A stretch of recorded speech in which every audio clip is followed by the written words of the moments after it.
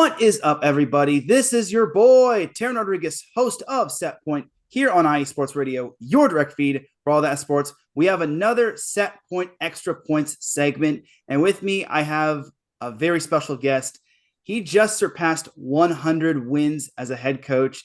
He is a man that needs no introduction. He is the one, the only, Jeff Nygaard. Jeff, how are you doing today? I feel great. I am great. I'm ready for the interview. I know we're going to get a bunch of hard-hitting questions out of you. Love what you're doing. Appreciate your time. Can't wait to get going.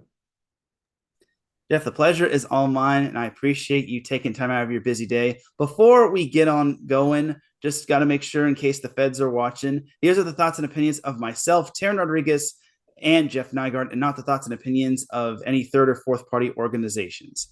That being said, let's begin. So, Jeff, we have to start off with the big topic. You surpassing 100 wins last week against Penn State. Tell me, what was that feeling knowing that you surpassed 100 wins? And did you know that you were near 100 wins? I'll take that in opposite order. I had no clue. I only live in the moment in regards to that. I go into the mindset of we're trying to win every single match, every single night. So when it was told to me, all right, that's a cool accomplishment, but in order of things that I consider to be important, the guys having success is about 100 times more important than me racking up that record. I made this comment too, is I still remember when my old college coach hit 1,000. So, in terms of a comparison, it's like, I'm glad that there's a real nice milestone on that, but I don't look at it as a milestone. I look at it as the team had a real nice night. They won against Penn State. That's a tough match that they found a way to get the win, and that's far more important than that milestone to me. I kind of expected that. I feel I asked this question, but the coaches are always about the team first, which is definitely a great answer. So, as for last week, you took down Penn State. Unfortunately, had a little bit of a rough time against Ohio State. But what were some positives you could take away from last week as you head into this week? We actually have, I hate the talking point, but we're still just a young team gaining experience and knowledge. And then, I would even back it up to how we learned against UCLA. This is I don't want to, I guess you could say the incumbent, but the national title team from last year with almost all returners. And it's like, for us to go through that progression of learning from the first night, which was a real strong night where they gave us a compliment of their best effort and they beat us in 3. And then the next night out, we still didn't get the W, but we came out with a lot more competitiveness, a lot more energy, a lot more effort. I mean, across the board, we went into that one in a much better space. And so we still have some time in the season. We continue to learn. We came in from those 2 matches with a couple of real nice practices, setting a standard on our how we go into all of our competitions and all of our practices. And the guys are bought in. They're working hard. They understand that level. They know what they need to do. And then we went out against Penn State and we showcased a lot of that. And the fun part about that is I've got a great relationship with the head coach of Penn State. And we got together and we talked about it. And they're just like, they lost 2 games in a row. And like, we really need to punch this young team and, try to knock them down and out, in which they did in that game 3. And then we responded, which was really cool to see.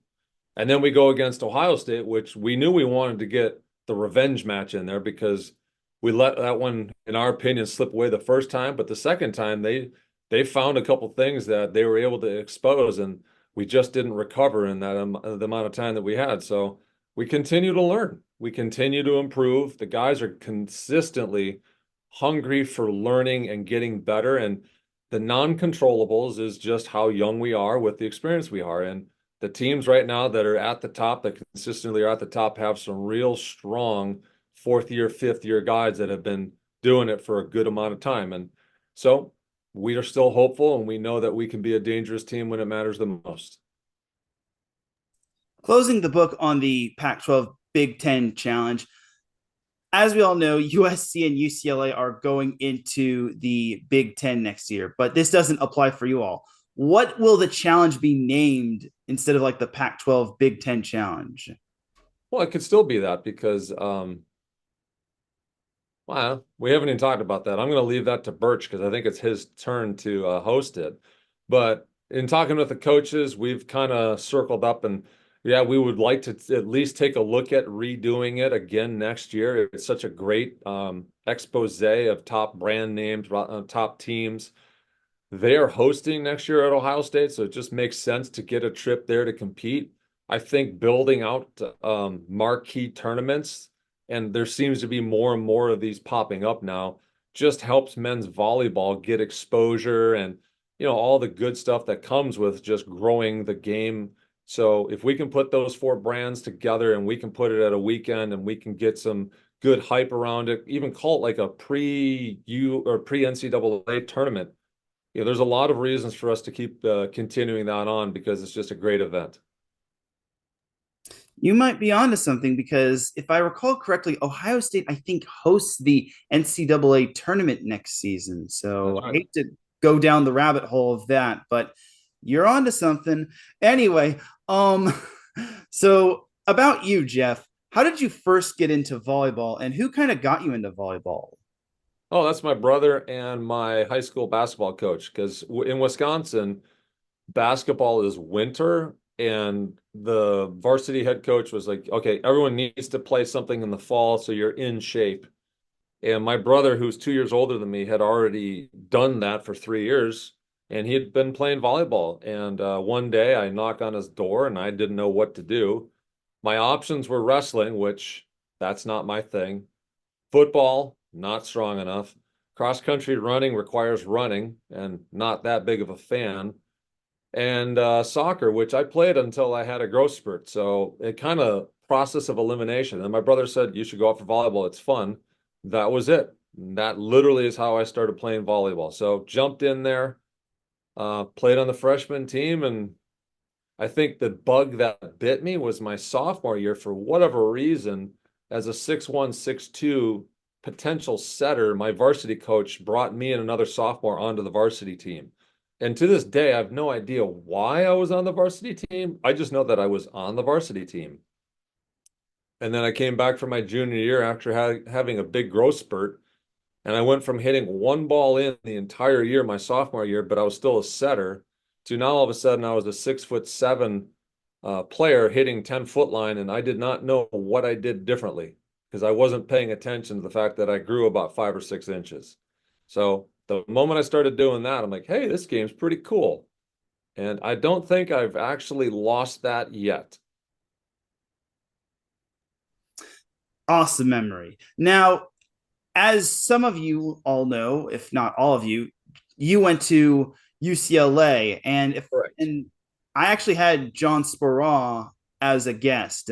So I need to know, were you his roommate as well as his teammate? And what did you have any like memories with John? Well, I was his roommate, but that was in after the Olympics. I moved back to Los Angeles and I just moved in with John for a good 2, maybe 3 years, somewhere around there. But he and I did go into UCLA in the same class, the class of 1995. And I got a ton of great memories. His family actually, I guess you could say, adopted me because I wasn't going to go home to Wisconsin for a 3-day Thanksgiving break or Easter or any of that stuff.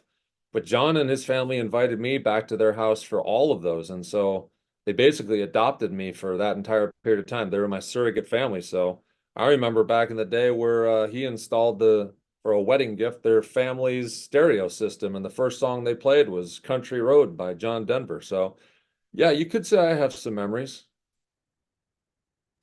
And what were some of your favorite memories overall at UCLA? Yeah. Well, winning, that was huge. I mean, that's a great memory right there. Going 99-13 as a career, that's a great memory. Um, Playing with Mike Seeley, who as a middle blocker was formative in how I went about being a middle blocking attacker.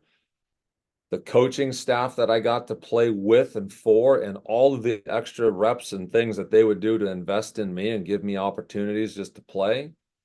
Um, I mean, how long is your show? So I'm not here today unless I made that decision. I had this option or I went to Ball State, and Ball State, they wanted me to be a setter. UCLA gave me the opportunity to grow, and I don't think I actually had a position because when I first got there, I was a starting opposite for 2 weeks until reality kicked in and the weights and all of a sudden being at college and running X patterns and all these things that I'd never even seen before. All of a sudden, I was on the bronze medal court for a good 7 months. So, long story short, it was very formative in the fact that I get to continue on being in volleyball. So let's talk about your team for a little bit. Who has stood out the most, and who deserves a little bit more recognition for for the team's successes this year? Well, first of all, I think the entire team is all about the team. I think the team is talented. I think the team is very young. I think the future is extraordinarily bright. I think we're getting a lot of the right exact people that we want for the reasons that we want them. I think that they're ideal Trojans. I think a lot of positivity for what we are seeding currently into the future of what's going on. I think if I was to answer specifically, I mean, I could go around the room and if you want to do that, but I think Riley Hayne has been a standout for us in terms of the value that he brings at so many different facets of the game because he digs well, he passes well, he's a shutdown blocker, he's been hitting the ball, terminating the ball. He's just doing a lot of great things and he continues to improve. And I mean, I personally look at that and I kind of see pedigree of being the grandson of Big Daddy Hayne and Mark Hayne and all that good stuff is like pedigree comes into play of Riley Hayne. Not to mention he's just a hard-working grinder who loves playing volleyball. So that'd be my first call. Caleb Blanchette running our offense, being in college for about 2 months. That is impressive. The things I see Dylan Klein do on a daily basis as just a fierce competitor. I think, Wes Smith doing some things that is beyond next level. And he's only been playing for what, 2 or 3 years max. But his physicality and his next level ability and his ceiling are through the roof of what he's going to be capable of. And that's just to name a few of the guys, which again, it's like if you want me to, I could probably go through the entire list. I think Kyle Paulson, honestly, pound for pound, can play any position on the court and be really competitive. And so just finding a way for a guy with that high of a volleyball IQ to be on the floor just adds value across the board. In fact, as a middle one time, he was our leading point getter, like at the stat column. I think he had 19 points as a middle. I don't know, I don't remember when, but that doesn't happen that often. Now, circling back to you, how did you find your way to USC, and who kind of contacted you to basically be the head coach? Well, it wasn't, what was it, 2010? Around that time. Well, actually, I should say around 2007, I had a meniscus tear and a surgery. I also had a melanoma, a couple things that made me think, you know what? It's about time to start looking for what's next. And I happened to speak to the head coach of USC at that time, who had coached me along the way. And I just kind of mentioned, I'm looking to what's next, possibly coaching. And he just kind of took that and put it in his back pocket. I actually went to Long Beach and talked to Alan Knipe, kind of did an interview. I don't think I was ready to actually jump in, but I was definitely interested of, hey, I feel like I have all of this experience, all of this coaching, all of this. I know that I could give value to a program. What does that really look like? Couldn't say, but that actually led me back to USC at that same time where I was interviewing for the job at Long Beach. I didn't get it, but the guy who did get it was coming from USC. And so that put me back in touch with Coach Ferguson at the time. Maybe I'm not getting the timeline perfect here, but eventually I got a phone call around 2010 from Bill. And he was just chewing on the idea of, hey, you know what? There's this opportunity to coach for like a USA volleyball thing. I don't know if you've considered it or not. Then we chewed around on that for a little while. And then eventually he's like, hey, how's it going with the beach thing? And around that time, I had heard that AVP was going bankrupt during the middle of the summer. And I could honestly say, knowing that and knowing what the career that I've had and been blessed to have, I honestly just told Bill, it's like, hey, man, if somebody offered me a job right here, right now, I would stop playing. And the sum total of how my body felt. I've been playing for a number of years. I had basically accomplished as much or more than I ever dreamed I could or would. So I was satisfied with being a competitor. And I also had a mortgage and a family. So I'm not going to go through all that and not have prize money or not have any of that stuff. So I needed a job. And Bill said, I got a spot. Why don't you come on up for an interview? And long story short, he hired me and gave me an opportunity. And, along that line, I obviously there's where I played back in the day and I made some phone calls and they all gave me the blessing and saying, that's all good. And I looked at it and say, this is an amazing opportunity to jump into college volleyball. And it was too good not to. And I haven't looked back. Teran Rodriguez here of Set Point on IE Sports Radio with Jeff Nygaard, head coach of USC men's volleyball. All right, talking a little about your coaching staff. Rory Prager obviously comes to mind. I knew him back when he played at Servite and a little at Long Beach State. And then there's Gary Sato. Did I miss any other coaches, or talk about your assistant coaches and how they make you the coach that you are? Well, we'll add Paul Martinez too. He was our volunteer assistant. They did a redesignation, but he's still on staff with us. So Rory, he brings he was a teacher first. And so he's an educator, but he's got a brilliant volleyball mind. He's an elite recruiter. He's hungry for volleyball. He thinks volleyball. He dreams volleyball. So he brings so much to the staff. He's so much to the team. He connects to the guys on a level that's probably a little bit more youthful than an older guy like myself does, which is a real key for what you want to build the staff, is the guy that everyone likes to talk to and hang out with and that kind of a thing, which is great. Gary Sato obviously brings that Zen master and probably forgotten more about volleyball than most people have even thought of. And I'm saying that is, I'm not trying to be disparaging that. He's a Zen master of volleyball. So he's able to mentor, he's able to, be calm when things are, turbulent. He just has that experience. What is he, 3 Olympics? I mean, that doesn't just accidentally happen. So blessed to have him side by side with us. And then Paul is extraordinarily organized, and he can take all of the stuff that we do and he can just streamline it, boom, communicate it out. And he does so much for us behind the scenes, not to mention he's an amazing human being, an amazing volleyball coach, patient as it gets. Guys love being around him. He's got a great sense of humor. So all of them together, and I'm not surrounding myself with yes men. I can tell you that. They're not afraid to look at something I say and just tell me what their opinion is, and then we'll weed through it and find out what is best. And even if it's not my idea, what is best is what is best. And then that's what we do. Excellent. Now, looking ahead to tomorrow, you all face Pepperdine. You have another chance to clinch a possible chance of clinching a top 10 win over another top 10 opponent.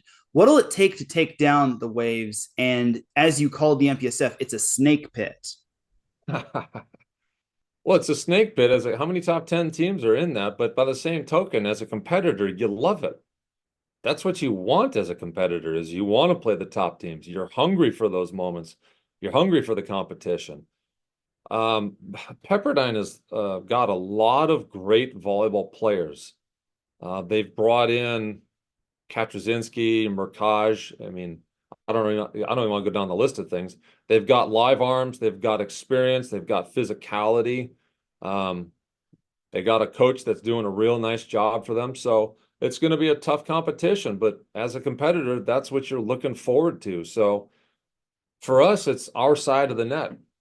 We have to take care of things on our side of the net. It's not so much what the other team's doing. It's like, if we're doing what we are capable of, and we're sustaining our focus, and we're sustaining our energy, we're sustaining all the things that we want to, we put ourselves in the positions to get the W. So what are we doing specifically? It's like, well, serving and passing. If we do that at a high level with the pieces we have, we know we can put a lot of pressure on them. They're a really strong blocking team. So that's actually a real good matchup to see who's going to win the physicality of the net. But by the same token, we're one of the top 3 blocking teams, if not top 2 blocking teams in the MPSF too. So that's actually going to be a little bit of a clash of the Titans. Yep, going to be held in Malibu tomorrow. It's a big matchup right there. Definitely tune into that. Um, Speaking of the MPSF, you all are hosting the MPSF tournament. How much of an honor is it to host, and what's that going to be like? I know that's a little far away, but what'll that be like for you all? I love it. Home court. We get to play where we train and are in.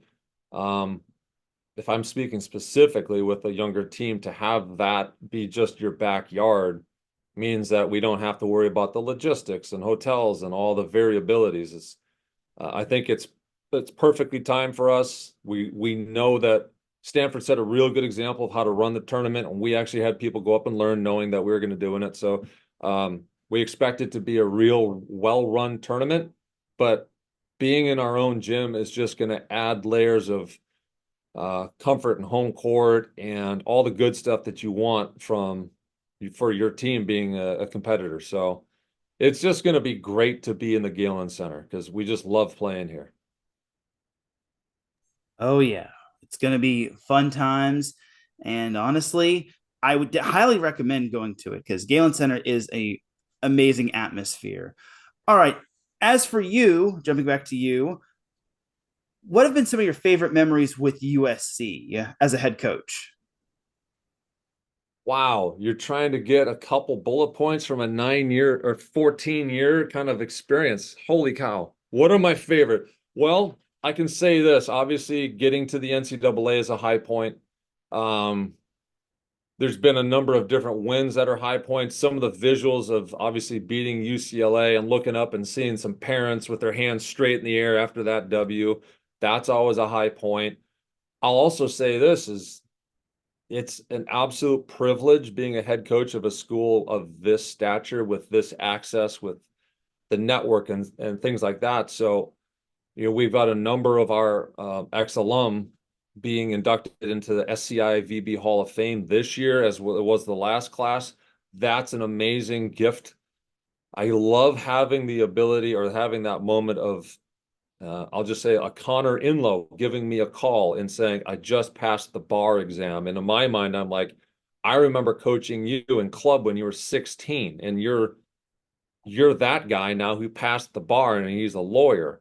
I remember a guy that came to us, his name's Ben Lamb, who walked into my office, said, Coach, I'm leaving the team, but I want to be a Navy SEAL. And not only is he a Navy SEAL on SEAL Team 3, he's actually going into a program to try to make it to SEAL Team 6. And you're just kind of looking at who they were when they were 16 and 15, and you're just recruiting them to seeing what amazing things they go out and do in their lives. And you how can you predict who's going to become a lawyer? How can you predict who's being a Navy SEAL? But when you think back to your connection to these young men, I can honestly say it's like, oh, so that's what it takes to be a Navy SEAL, and putting that to a Ben Lamb and going, yeah, that makes sense.